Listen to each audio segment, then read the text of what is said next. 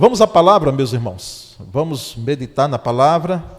Eu gostaria que você pudesse estar abrindo a sua Bíblia aí. Vai ter um material que vai ser projetado, já está ali. No Salmo 103, nós vamos ler do versículo 1 até o versículo 4. Salmo 103, de 1 a 4.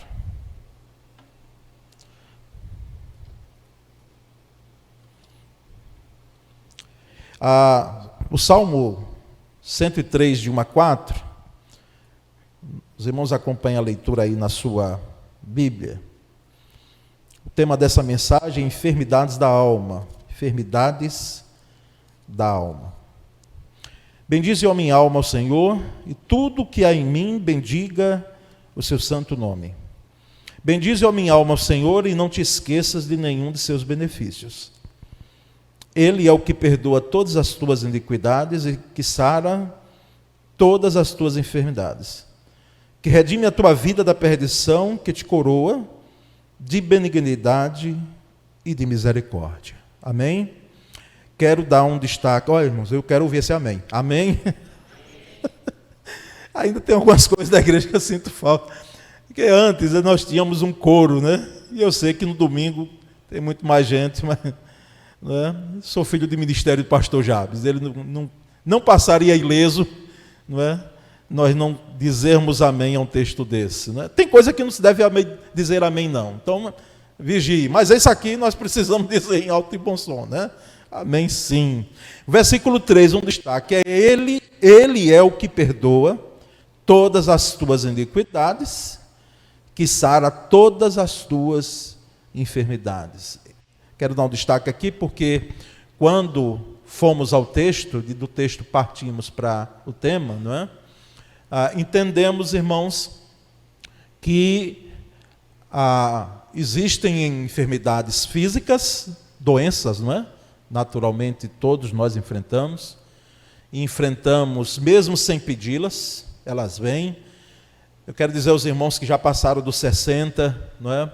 Que naturalmente, se você for viver mais, não estranhe, porque naturalmente vem algumas dores. Conheço pouca gente que chegou, não é, ao final da vida sentindo pouco, tá certo? Então, naturalmente, quando a gente sai às visitas às terças-feiras para os nossos irmãos que não podem vir mais à igreja, o que a gente ouve é dói aqui, dói acolá, e é natural que seja assim, tá certo?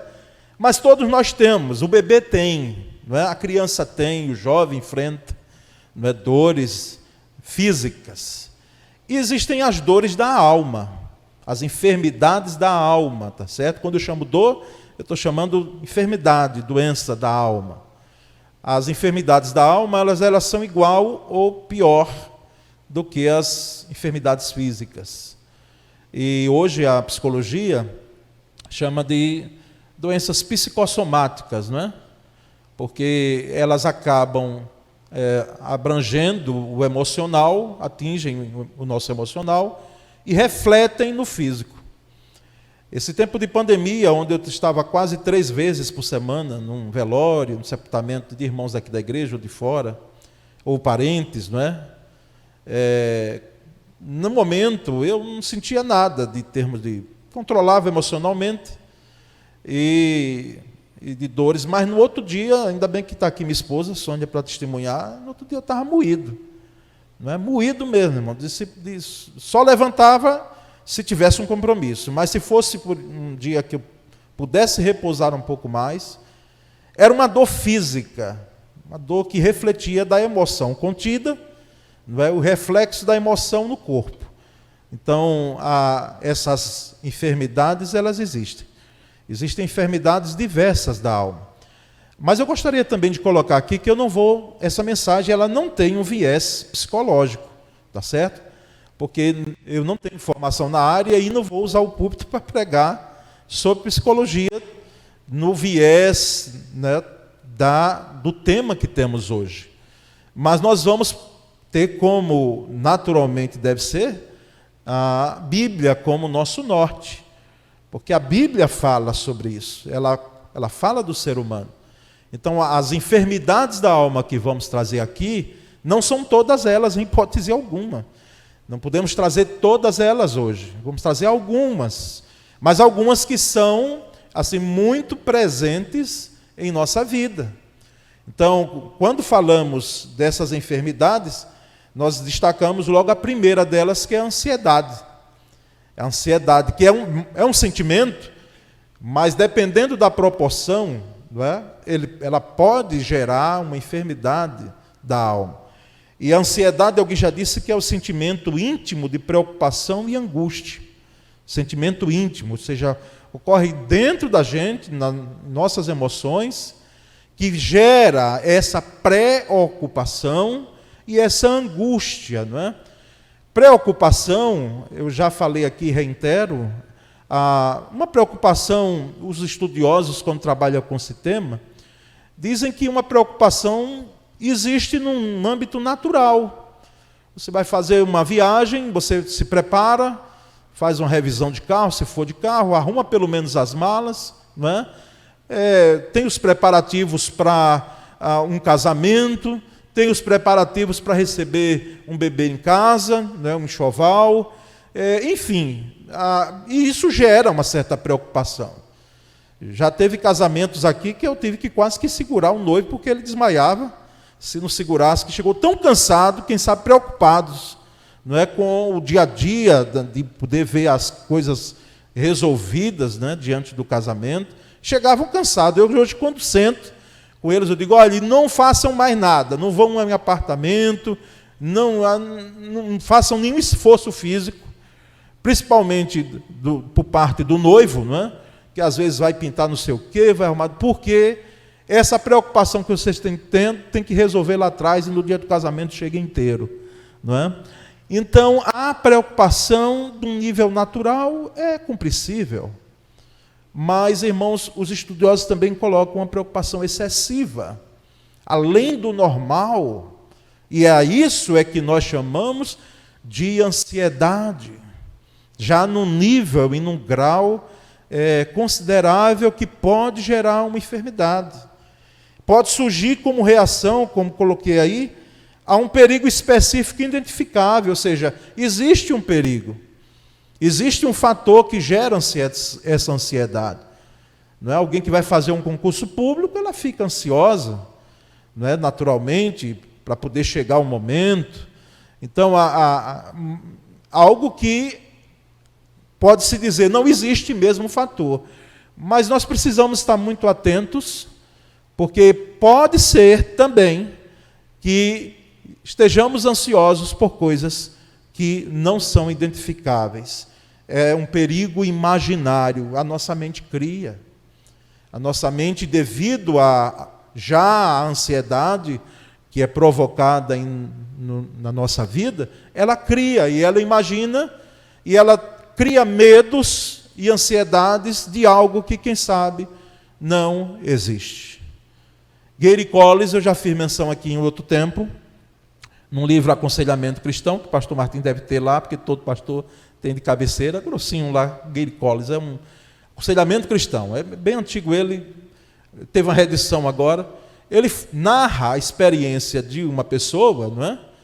Que viu uma casca de banana na frente, e aí ficou com medo de caminhar, porque disse, se eu for andar, eu vou deslizar ali, eu vou cair naquela casca de banana. Um medo imaginário, não é? Por quê? Porque era só se desviar da casca de banana, ou tirar a casca de banana do caminho. Então, são medos, são ansiedades que provocam, né, não apenas um mal-estar, mas uma enfermidade mesmo na alma. E aí nós trouxemos 2 textos maravilhosos, não é? Um no Salmos 94, 19, que o salmista diz, quando a ansiedade, note que a Bíblia, lá na Antiga Aliança, já tratava sobre isso. Quando a ansiedade já me dominava no íntimo, o teu consolo, o consolo de Deus, trouxe alívio à minha alma. Então, o remédio para a ansiedade, veja bem, a ansiedade existe, a Bíblia é maravilhosa, porque ela não nega algumas coisas, ela não passa o pano, ela não encobre. Porque tem gente que diz, não, ansiedade é coisa do Satanás, é do inferno, não sei o quê, queria aquela coisa toda. Não, a Bíblia diz que existe, eu e você passamos. Mas qual é o remédio para a ansiedade? O remédio para a ansiedade é o consolo do Senhor, que traz alívio à nossa alma, cura, pode trazer cura à minha alma. Então é maravilhoso saber disso, que existe um Deus que me fortalece, que me consola e que é remédio, é cura, é bálsamo para a minha alma. E em Filipenses 4,6, o apóstolo Paulo dá aqui também uma maravilhosa lição para nós, não é? Ele diz: não andem ansiosos por coisa alguma, mas em tudo, pela oração e súplicas e com ação de graças, apresentem seus pedidos a Deus. O apóstolo Paulo, relembro aos irmãos, ele estava escrevendo aqui da prisão, Filipenses. Então, ele tinha tudo para estar ansioso. E ele vem e diz: não mandem ansiosos. Não mandem ansiosos por nada, por coisa alguma. E, em vez da ansiedade, eu devo apresentar os meus pedidos a Deus em oração. É o remédio para a ansiedade. Ansiedade, alguém já disse que é muito do futuro. É na nossa mente, muito do futuro. Algo que está lá na frente e a gente já prestou atenção à palavra, ao termo preocupação? Preocupa a mente. E a gente acaba sofrendo duas vezes. Porque a gente sofre antes com ansiedade e quem sabe no momento da coisa a gente também está tendo as suas implicações. Então, ansiedade é uma enfermidade da alma que nós temos, biblicamente, irmãos, remédio para ela. Tá certo? Agora, ela existe. Ninguém negue, ela existe. Temos hoje uma quantidade grande, é uma era da ansiedade que nós vivemos.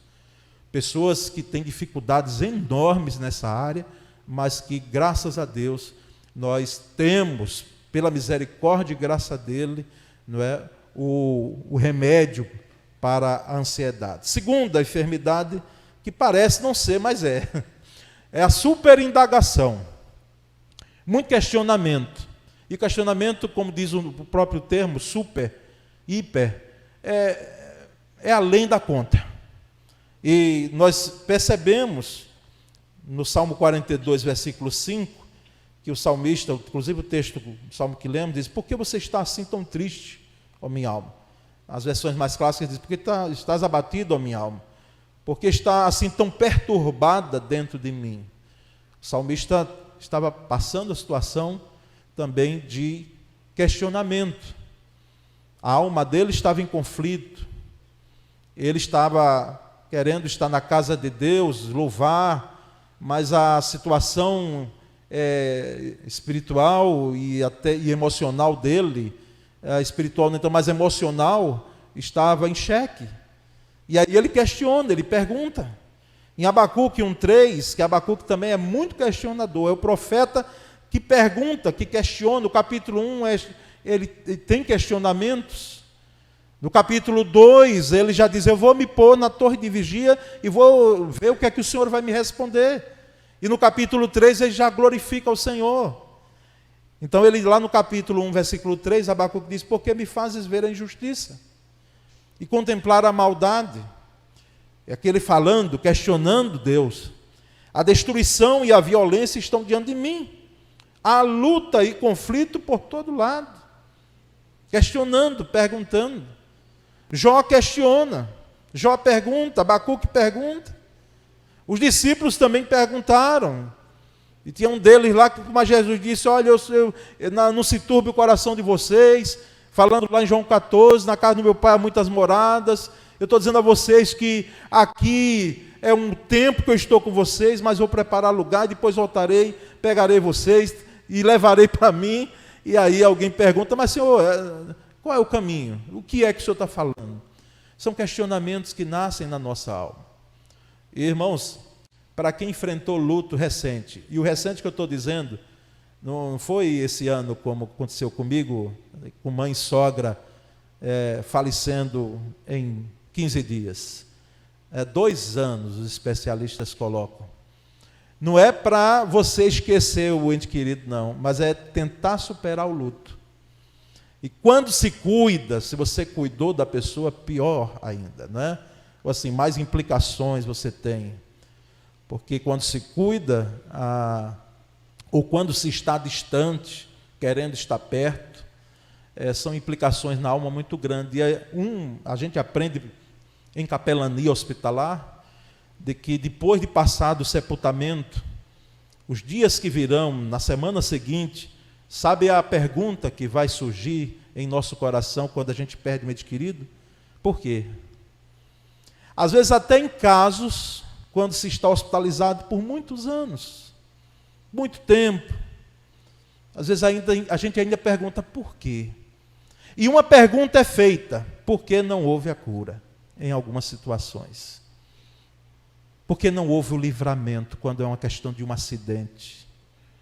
Quando nós ouvimos, há uns 2 anos atrás, eu me emocionei, irmãos, porque uma família pastoral, saindo de um lugar para outro, vindo, né, das férias, tem um acidente, e pai e mãe morrem, 2 dos filhos morrem e fica apenas um dos filhos. E aí a pergunta: quem vai criar? Quem vai criar? Quem vai ficar? O que será desse menino? Não é? Então, são perguntas. Por que não houve livramento? Por que não houve livramento? Então, são indagações que nós fazemos, e fazê-las não é a grande questão, porque nós podemos fazê-las sim, dentro de um âmbito humano. Jó questionou, mas ele não foi, não houve reprimenda de Deus, porque Jó perguntou, porque Abacuque perguntou, apenas Deus demonstrou para ele e disse: Jó, você estava presente quando eu criei isso, quando eu fiz aquilo, quando eu fiz o mundo, quando eu fiz, não é, tudo, toda a obra criada, você estava presente? Então, o próprio Deus também faz um bocado de pergunta a ele, que ele não tinha resposta, ele não tinha como responder. Então, irmãos, a superindagação são perguntas da alma que nós não teremos respostas. Não teremos. Eu já recebi perguntas que eu não tenho resposta. Como é que pode um filho querido, às vezes a vida ser ceifada em sua juventude? Qual é a resposta que a gente tem para isso? Por que ocorreu? Inclusive já tive até a ligação em relação à promessa, não é? O mandamento com promessa: honra teu pai e tua mãe, para que esse o quê? Prolongue os teus dias na terra. Mas a pessoa foi embora com 20 e poucos anos. Que resposta eu teria? Se não dizer àquela pessoa: olha, eu não tenho respostas prontas. Porque às vezes a gente quer ter resposta para tudo, e tem respostas que nós não teremos, pelo menos aqui nessa terra. Mas dê graças a Deus, porque a sua filha viveu com intensidade com vocês até o último dia. E viveu. Então, superindagação, tá certo? Cuidado.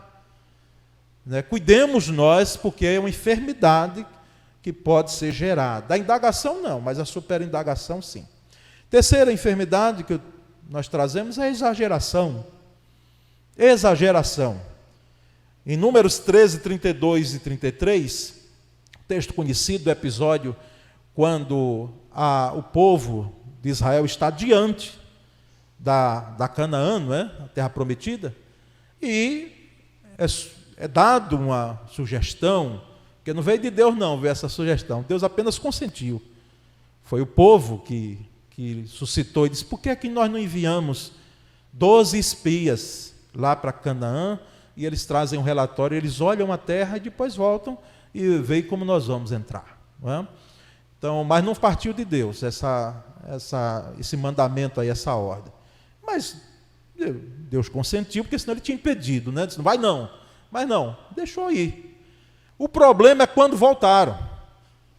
Quando voltaram, aí o texto, e vamos ao texto, porque o texto vai falar por si próprio aqui, não é? Já no relatório dos 10.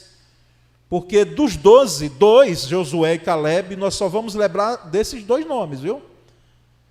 Eu não vou nem perguntar se alguém lembra o nome de alguns dos 10, porque dificilmente você vai lembrar. Eu mesmo não lembro. E se cita o nome dos 10, mas nós não lembramos. Lembramos de Josué e Caleb, que disseram: olha, na realidade são gigantes, são pessoas de estatura grande, São guerreiros grandes, a terra é boa, trouxeram até os cachos de uva, ou seja, trouxeram da terra e não foram mortos, né? Não é algo para se pensar? Não foram mortos, ou seja, entraram e saíram e não foram percebidos, pelo menos o texto não narra. Agora o nosso Deus nos dá, vamos lá, vamos avançar. Mas os outros 10, e aí o versículo 32 diz, espalharam entre os israelitas um relatório negativo acerca daquela terra. Disseram, a terra para a qual fomos em missão de reconhecimento devora os que nela vivem. Todos os que vimos são de grande estatura. Vimos também os gigantes, os descendentes de Enaque, diante de quem parecíamos gafanhotos a nós e a eles. Irmãos, aqui, na realidade, o relatório, ele retrata algo que de fato existia, ou seja, havia gigantes, mas qual é a exageração aqui nesse texto? É justamente a figura de linguagem, a metáfora usada, que a gente deve ter muito cuidado, que a gente usa na língua portuguesa. Quando a gente está com sede, a gente diz, às vezes diz, né? Eu estou morrendo de sede. Está morrendo, está com sede. Mas morrendo não. Você está com fome, você não está morrendo de fome. Às vezes você está cansado, mas você não está morrendo de cansaço. Então, quando eles chegam e dizem, olha, nós parecíamos gafanhotos diante deles, é uma exageração. É uma metáfora, sim, a língua portuguesa entende, compreende, mas quando a língua portuguesa, sim, quando nós vamos para o aspecto espiritual, não.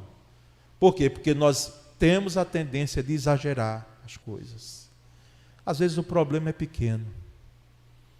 É como se diz a expressão conhecida nossa, tem gente que faz tempestade com um copo de água. Existe o problema? Existe, meu irmão. E quem está dizendo que não existe?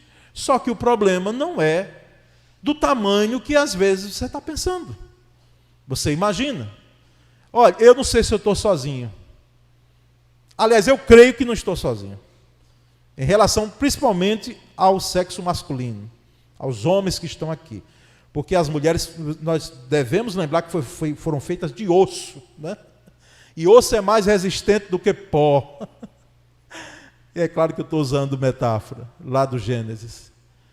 Mas diante de uma doença, nós, homens, gememos muito.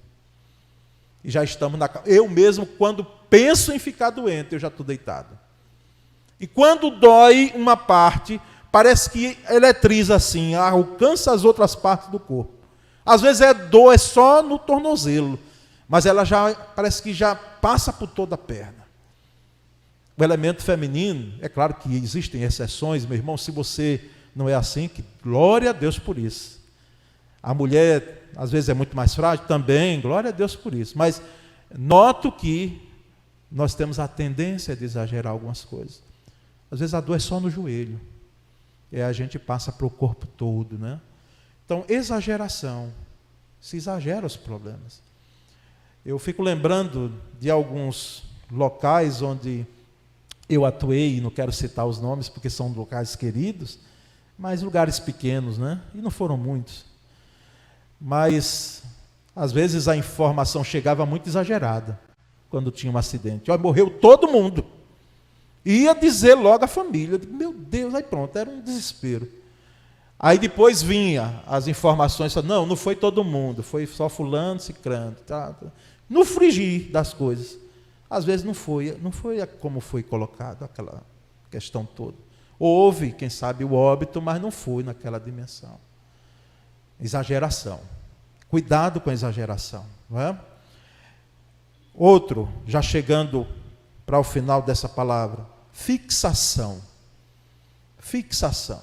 Isso, inclusive, é um termo que a psicologia usa. Segundo Samuel 12, 22 e 23, não é? Temos aí o texto. Ele respondeu, enquanto a criança ainda estava viva, ele aí é Davi, jejuei e chorei. Eu pensava, quem sabe, talvez o Senhor tenha misericórdia de mim e deixe a criança viver.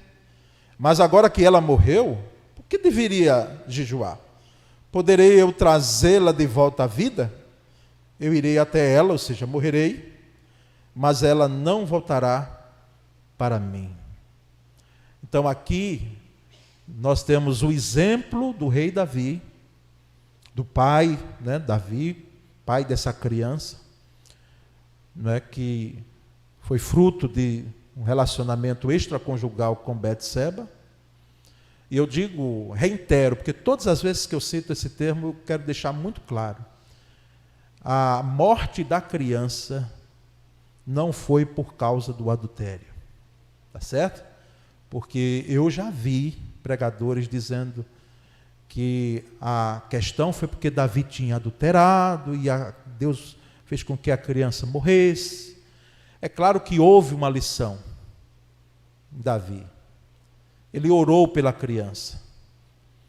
Quando a criança caiu doente, assim que o profeta Natan saiu, e diante dele confirmou: tu és aquele que, tendo outras mulheres, que lhe era dado o direito, você foi e usurpou uma mulher que era de um dos seus valentes, um homem que não era nem hebreu, porque Urias não era judeu, Urias era heteu, ou seja, de outro povo, mas que dava a vida dele pela sua vida.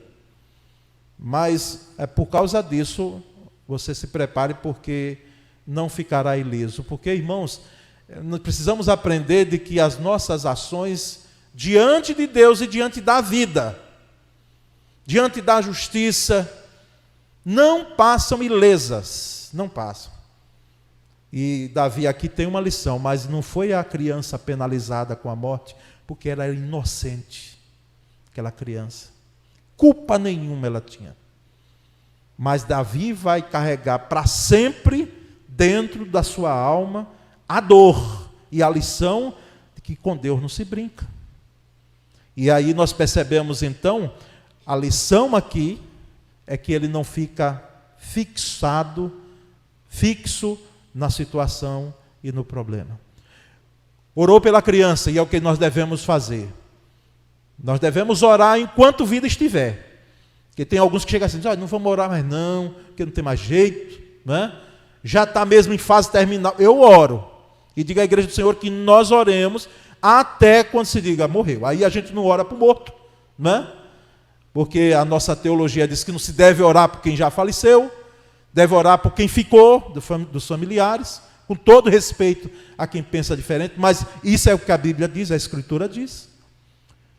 Mas quando Davi ouve que a criança morreu, ele se levanta, ele se barbeia, ele se unge com óleo, ele se vê trocado de vestes, e ele vai para o templo adorar. E aí aquilo ali, para os oficiais dele, para os líderes dele, disse, agora foi que enlouqueceu mesmo. E a gente está sem entender. Ele disse, o que é que eu ia fazer? Eu orei até quando estava viva. Depois, agora eu não vou ficar preso a isso, eu não vou ficar fixado nisso. Quem sabe tem gente aqui nessa noite fixado em algo que já ocorreu, meu irmão, já passou. E você está preso ali, você não saiu do lugar. Você não saiu daquele episódio, daquele momento ali, daquele dia. Você não saiu. Você ficou fixo, preso e está preso até agora. E precisa sair. Porque já passou. Já passou. Já foi. Nós não temos o direito de ficarmos fixados em algo que já foi. Então, precisamos sair do lugar, precisamos dar a volta, como se diz, por cima, e seguir o rumo da vida. Mas temos por último, irmãos, o que nós chamamos de enfermidade da alma, de apatia, tá certo? Apatia. A apatia é uma das consequências aí, como nós colocamos, da frustração.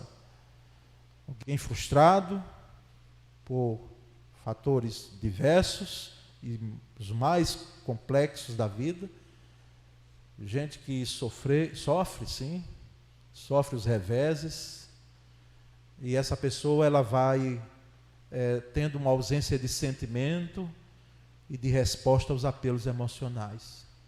Gente que criou um tipo de crosta, né? Uma carapaça, e ela não se emociona. Ela pode até chorar sozinha lá dentro do banheiro, dentro do quarto, mas na frente de mais ninguém, ela demonstra emoção. Gente que muitas vezes a gente chama assim de gente amargurada, né? E de fato tem uma amargura lá dentro. Eu lembro de quem na Bíblia assim? Eu lembro de Noemi. Noemi, diante das perdas que ela teve, ela disse: não me chame mais de Noemi não, graciosa, né? Me chamem de Mara, de amargura. Me chamem de amargura porque minha vida tem sido uma amargura. E a apatia é uma porta aberta, irmãos, para o fatalismo. E o que é o fatalismo? Nós cremos em propósitos de Deus, não em fatalismo. O fatalismo, ele vem e diz: olha, ocorreu dessa forma porque já estava determinado para acontecer assim. Eu já ouvi a expressão assim: estava escrito nas estrelas. De quais estrelas que estava? Não estava, negócio de estrela, coisa nenhuma. Isso aí já é uma área esotérica da coisa que nós não caminhamos. Mas tem gente que às vezes até diz: foi Deus que quis. O fatalista, ele diz com muita simplicidade e pressa. Ele diz: Deus quis assim, foi como Deus quis. E às vezes Deus não quis coisa nenhuma. Aconteceu daquela forma. Deus, por ser, e Ele pode fazer intervenções nas coisas, Ele não diminui o seu poder, a sua soberania, mas as nossas escolhas fizeram com que, e as nossas atitudes fizeram com que acontecesse daquela maneira. E aí a gente geralmente joga para Deus. Para Deus. Quando a gente dizia, deve direcionar para a gente dizer: isso ocorreu porque eu fui irresponsável, eu não cuidei, eu não me detive, eu não fiz a leitura, eu fiquei desatento a essas questões. Porque tem coisas que nós não devemos jogar para Deus em hipótese alguma, é uma responsabilidade. Mas o fatalista faz isso, e o apático, ele não cria essa carapaça, e ele diz: eu não vou chorar mais nunca por nada. E são pessoas, às vezes, até ácidas. E não é em vão, é porque, diante das dificuldades da vida, ela criou aquilo ali como uma defesa dela, como se fosse uma arma de defesa. Irmãos, diante dessas enfermidades, que foram 5 ao todo, me parece, sim, 5 delas, tem outras mais. Nós precisamos aqui voltar para o texto, lá do Salmo 103, versículo 4, eu vou pedir que projetem novamente, porque é esse aqui o cerne da questão. Aliás, versículo 3, o Salmo 103, 3. Ele é o que perdoa todas as tuas iniquidades e que sara todas as tuas enfermidades. Inclusive, e eu diria até principalmente, uma vez que estamos tratando disso aqui, as enfermidades da alma. E nós precisamos lançar diante de Deus todas elas, porque essas enfermidades nós não devemos conviver com elas. Porque a enfermidade física é o seguinte, que não é o ponto aqui da mensagem. Às vezes Deus não cura, porque poder Ele tem para curar, mas Ele dá graça, e a gente vive com elas, vai ter que viver. Tá certo? Enfermidades físicas. Às vezes a gente quer ser até curado de alguma coisa, mas Deus não cura, diz: mas vou lhe dar graça, como fez com o apóstolo Paulo, né? Não vou curar o espinho da carne, mas vou lhe dar, Paulo, graça. E a minha graça vai ser o bastante, porque o próprio Deus falou para Paulo, e ele: a minha graça te basta, né? Porque o meu poder se aperfeiçoa justamente nessa sua fraqueza, nesse espinho na carne, nessa enfermidade. Mas as enfermidades aqui da alma, essas 5 e outras, nós não temos por que conviver com elas. Nós precisamos fazer com que elas não estejam em nosso currículo, porque elas são danosas. Ansiedade excessiva, superindagação, fixação, apatia, não é? E essas outras que nós trouxemos, então não temos como, não temos por que conviver com elas. Então fechamos dizendo que o Senhor tem o poder de curar todas as enfermidades. Então, pense sobre isso, meu irmão, minha irmã, que se enquadrou em uma e quem sabe até em todas as 5 dessas enfermidades, para que você clame por cura ao Senhor, libertação, tá certo? Senhor, eu não quero ficar preso a essas questões, porque eu sei que o Senhor me quer em novidade de vida, tá certo? Amém, meus irmãos? Sejam edificados, exortados, alertados, não é? Com essa palavra. Eu quero compartilhar, quando chegar em casa, com vocês, e os que estão na lista de transmissão, lá da igreja, e outros grupos que eu participo, esse esboço, tá certo? E quero orar também com os irmãos agora. Feche os olhos agora.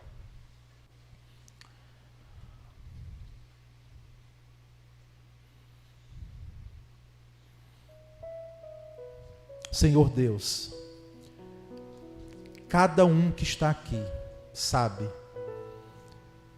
a enfermidade que, quem sabe, já passou ou que ainda está passando. Cada uma que sabe. E o Senhor sabe mais do que nós mesmos. O Senhor conhece a gente de forma tão profunda, como diz o Salmo 139. Senhor, em nome de Jesus nós clamamos, no poderoso nome de Jesus.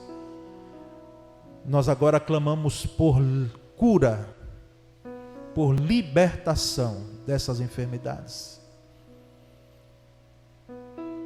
Que elas não tenham vez em nosso coração, em nossa mente. Elas não nos pertencem, não faz parte do currículo da vida cristã, embora sujeitos estamos e enfrentamos elas. Mas nós não estamos conformados com elas.